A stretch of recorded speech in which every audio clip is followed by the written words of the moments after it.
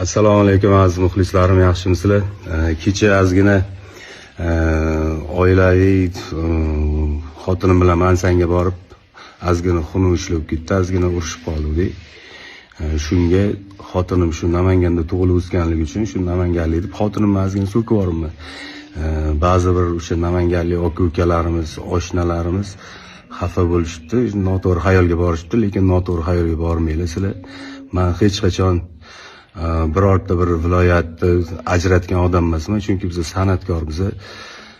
Shu xalq ketidan tirikchilik qilamiz aslida. Shuning uchun noto'g'ri xayolga bormasliklarini so'rab qolaman aziz muxlislardan, hammanglardan.